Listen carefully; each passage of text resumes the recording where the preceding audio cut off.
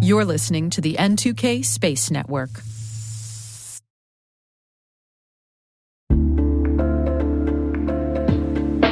Hey everybody, Dave here. Have you ever wondered where your personal information is lurking online? Like many of you, I was concerned about my data being sold by data brokers. So I decided to try Delete Me. I have to say, Delete Me is a game changer. Within days of signing up, they started removing my personal information from hundreds of data brokers. I finally have peace of mind knowing my data privacy is protected. Delete Me's team does all the work for you with detailed reports, so you know exactly what's been done. Take control of your data and keep your private life private by signing up for Delete Me. Now at a special discount for our listeners. Today, get 20% off your Delete Me plan when you go to joindeleteme.com/N2K and use promo code N2K at checkout. The only way to get 20% off is to go to joindeleteme.com/N2K and enter code N2K at checkout. That's joindeleteme.com/N2K, code N2K.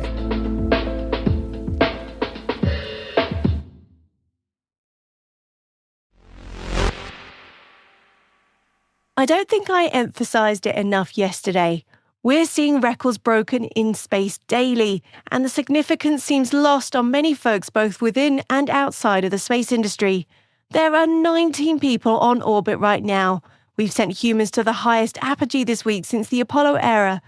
And while most of us were still sleeping in the US, the first private spacewalk was conducted, breaking more records in the process. T-minus 20 seconds to LOS speed rest. Go for deploy. Today is September the 12th, 2024. I'm Alice Carruth, and this is T-minus.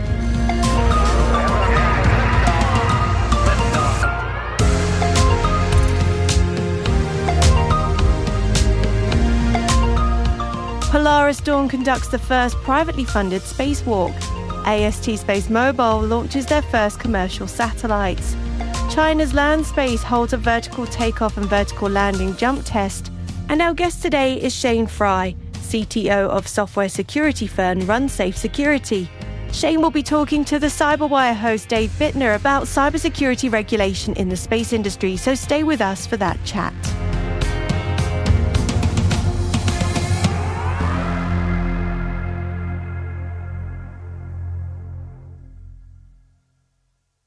Happy Thursday, everyone. What a time for the space industry. Yesterday broke records for the amount of people in low Earth orbit at once, and today, as planned, 2 members of the Polaris Dawn crew performed spacewalks, marking the first ever privately funded EVA. But the record breaking did not stop there. After Shift 4 founder Jared Isaacman spent 10 minutes outside the Crew Dragon capsule to test the newly designed SpaceX EVA suits, Sarah Gillis, a SpaceX engineer, repeated the test and became the youngest person to ever perform a spacewalk. The Crew Dragon capsule is currently orbiting about 450 miles above the Earth. If you haven't watched the video from the EVA, then I implore you to go back and see it. What a spectacle and what a view. Isaacman shared as he emerged from the hatch, quote, "Back at home, we all have a lot of work to do, but from here, Earth sure looks like a perfect world." Isaacman and Gillis tested the spacesuit design and procedures for the capsule, among other things, in a mission meant to test the limits of what private companies can do in orbit. Ground teams at SpaceX's California headquarters watched as the capsule's hatch doors sealed shut and carried out checks as the astronauts returned to their cabin seats. NASA Administrator Bill Nelson shared on social media, quote, "Today's success represents a giant leap forward for the commercial space industry and NASA's long-term goal to build a vibrant US space economy."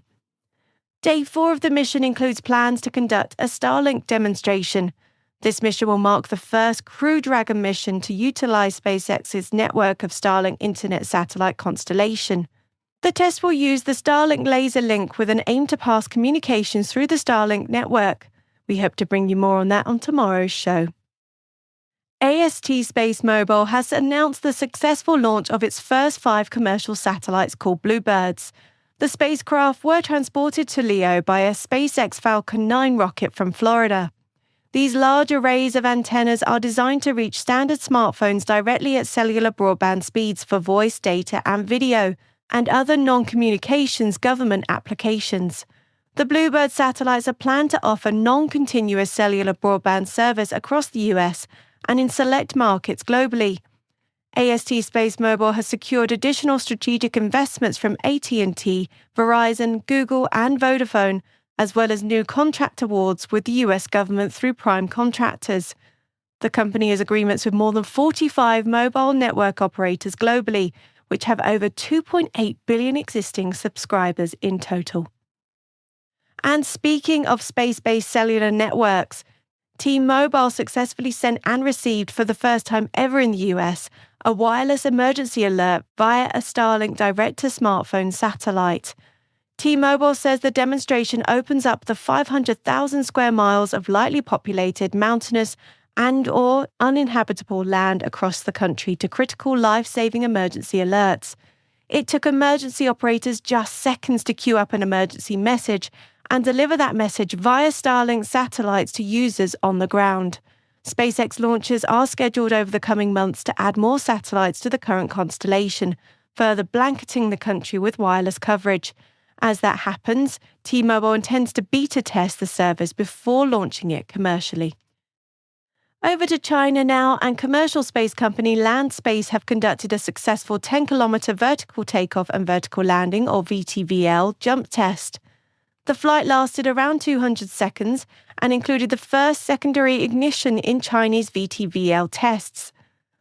The engine cut off after 113 seconds of flight, reaching an altitude of just over 10,000 meters, followed by around 40 seconds of gliding descent. The vehicle achieved a soft landing in the recovery site 3.2 kilometers from the launch pad in the Gobi Desert. The company says that this paves the way for a reusable launch in the near future. It's National Space Day in Japan, and iSpace used the opportunity to provide updates on their next lunar mission.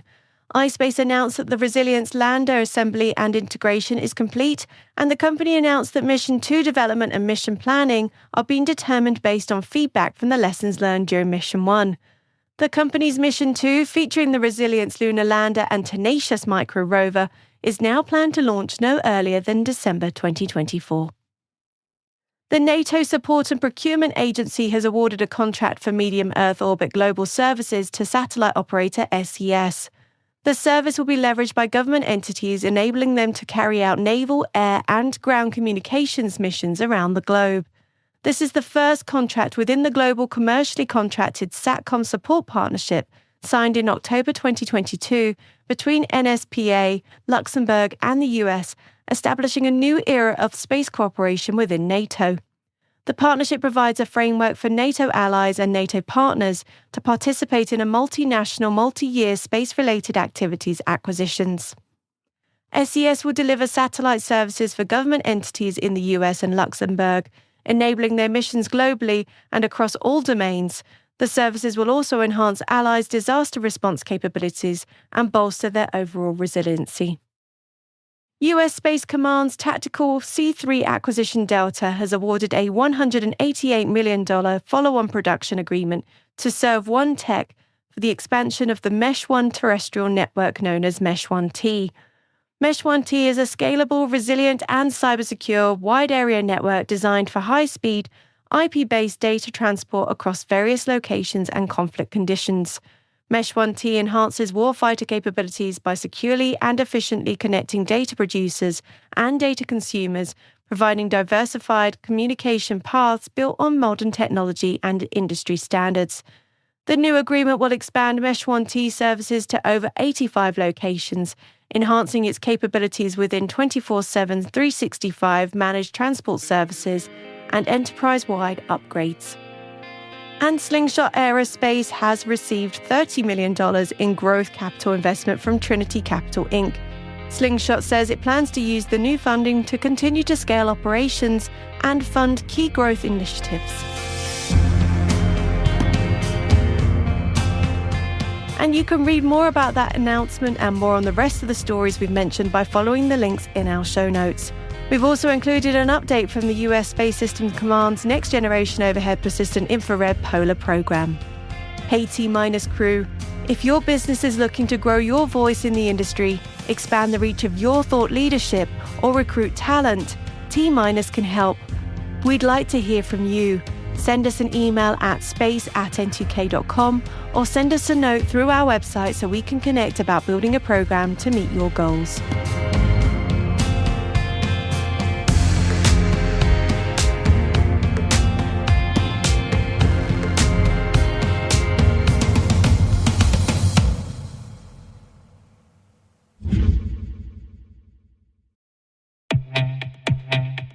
Defense contractors face immense pressure to comply with CMMC 2.0 security standards, needing a secure, user-friendly file-sharing solution.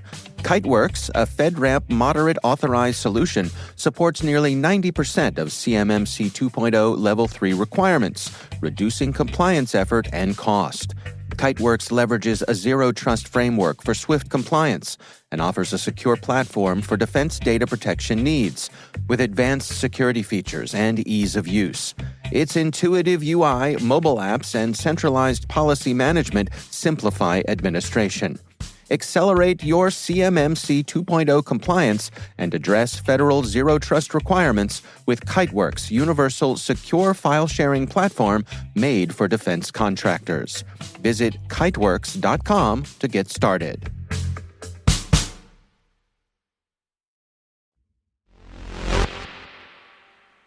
Our guest today is Shane Fry, CTO of software security firm RunSafe Security.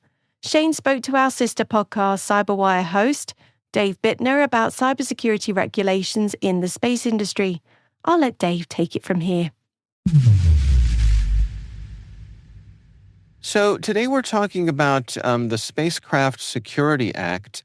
Can you give us a little bit of the history and the lay of the land that kind of led us to the place where something like this became necessary? Yeah, it's kind of interesting. So we've been as a country, as really a world, putting things in space for a long time. And when we first went to space, the issue was, let's just get to space, right? All the challenges that came with the Apollo program and things like that. But we've been putting a lot of satellites into space, communications, imaging satellites, and those are starting to have had for a long time, rather, communication back to Earth. And for the longest time, you sent something into space and that was it. We didn't really think about cyber. We just thought about, how do we get images back? How do we talk to people that are in space? How do we talk to these satellites, the International Space Station? But as we've seen kind of an increase in cyber attacks over, I'll say the last probably 20 years, devices that aren't IT systems, that aren't end user laptops or desktops or servers in a data center, are starting to get attacked at kind of higher and higher frequency. And, spacecraft are very interesting targets from a national security perspective. And, I think we saw that, it was maybe last week or the week before, where, Russia said, well, hey, we're going to attack the GPS system. We're going to attack US-based satellites if Ukraine doesn't stop their offensive. And, I think that's kind of fascinating, because we're seeing not only that these devices, these systems can be vulnerable, that nation states are willing to attack them for a nation that's not directly involved in war. I think that's a fascinating development. In the early days of the space program, as we were putting more and more things into orbit and making more and more impressive journeys, was there kind of an international gentleman's agreement that we would keep our hands to ourselves? And was there a point where people stopped believing that? I think so.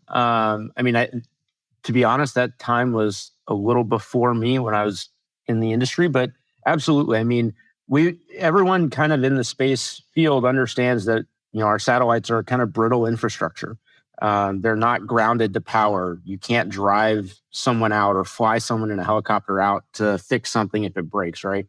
And you see that in all the redundancy that NASA puts in the systems that go into space, right? We've got to care about, all kinds of radiation and power failures and things like that. And so, understanding that, it's not the same exactly as nuclear deterrence, but it's a similar thing of, well, all my satellites that I need to put up there can be interfered with and messed with, but so can all of my adversaries. So let's just keep everything kind of peaceful in space. And that's definitely starting to change. And I think, it's not space related, but there was an issue probably 10 or 12 years ago where there was some random security researcher that was collecting drone footage that was being sent unencrypted from, military drones. And that kind of sparked we can attack things in the sky kind of mindset. And that's really extending now into space. And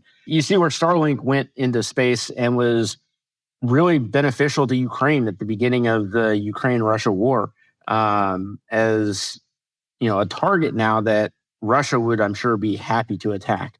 And, if it could cripple some of the other efforts that Ukraine's having. So, there's definitely been that peacefulness. And to the point where, there have been a handful of collisions in space that were they avoidable? Were they on purpose? I don't know that we'll ever know, but, there have been a few incidences of, nation states, I think, trying to flex their muscle saying, we can do more in space if you want to take it there.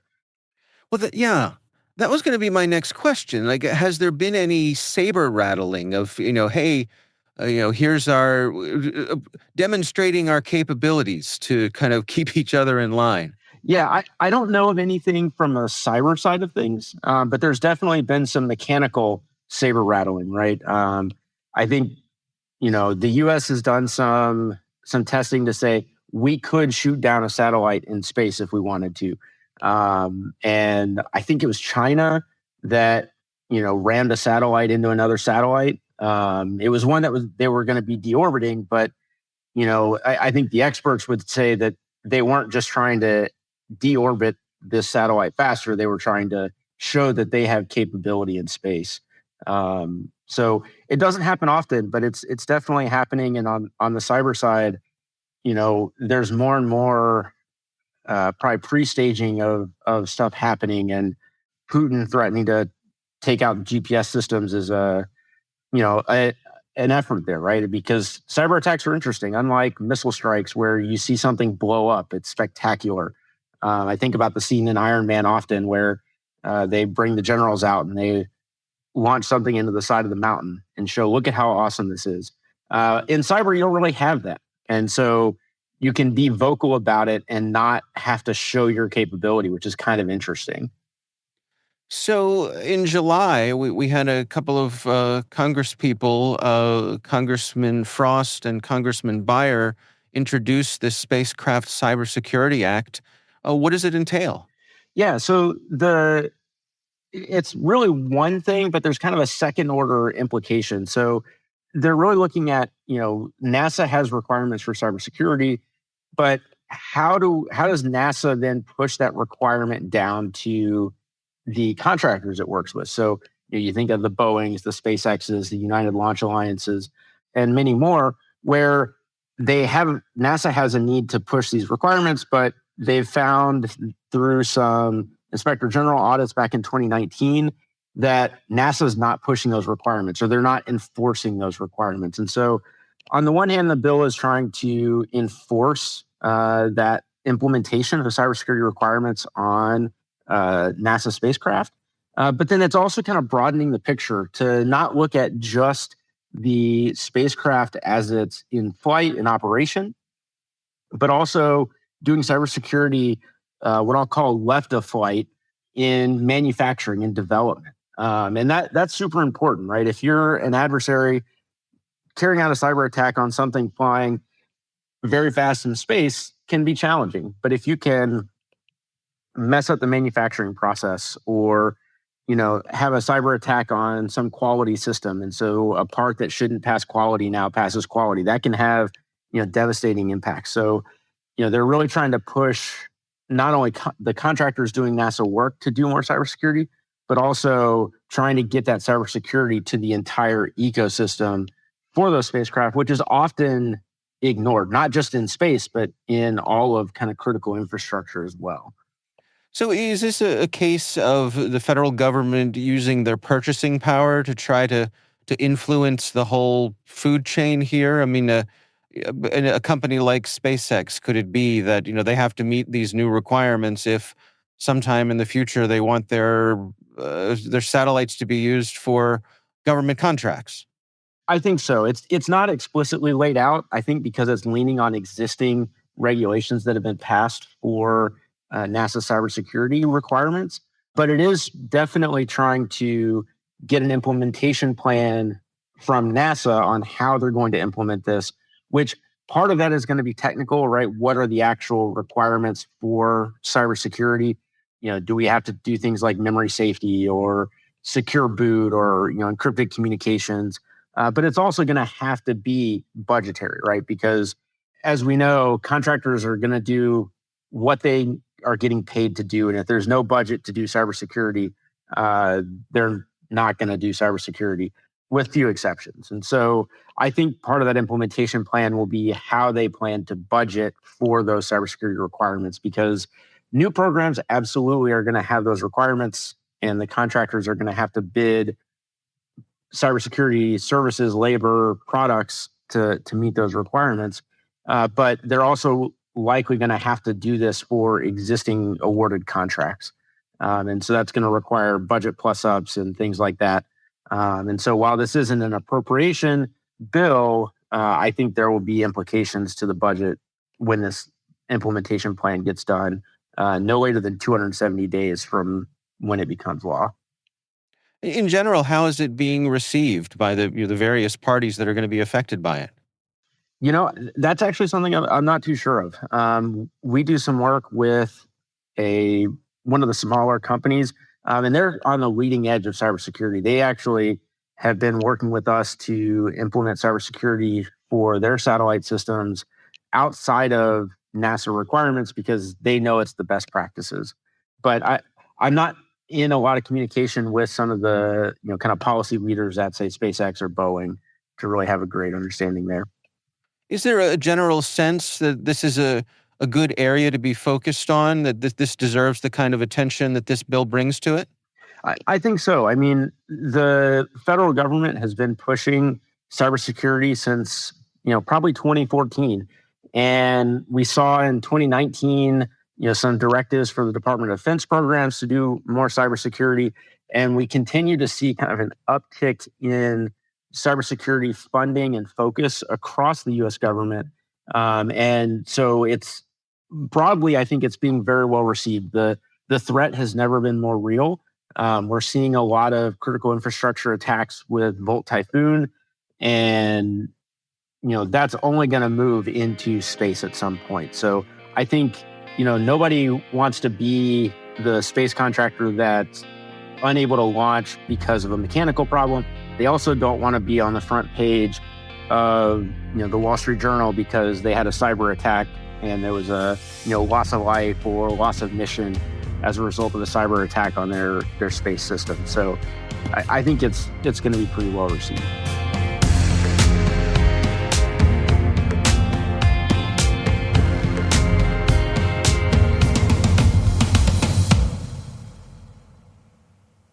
We'll be right back.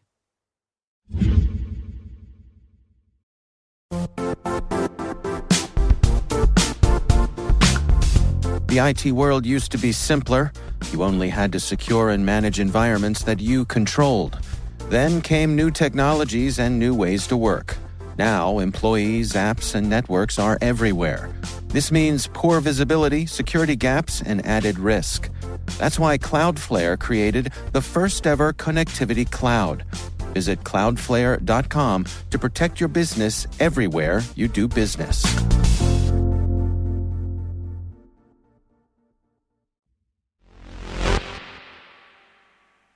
Welcome back.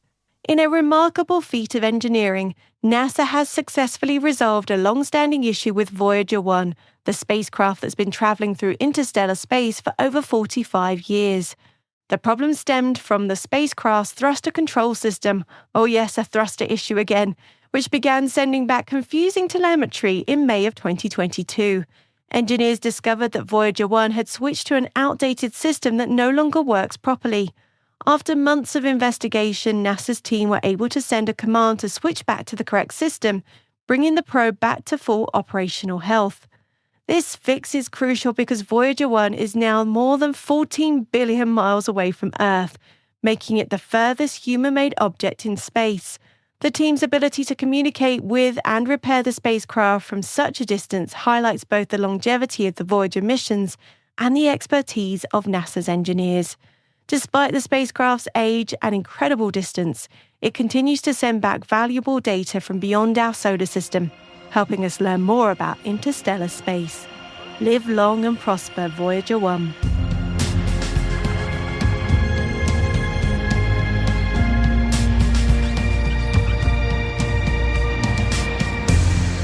That's it for T-Minus for September the 12th, 2024, brought to you by N2K Cyberwire.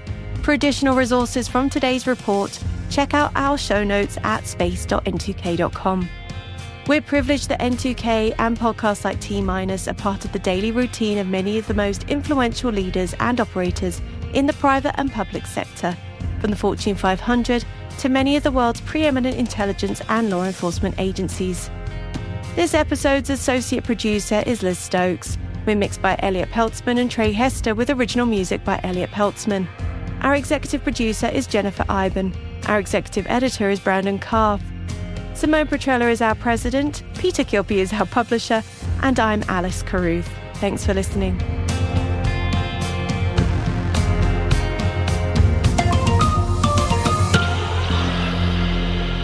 T-Minus.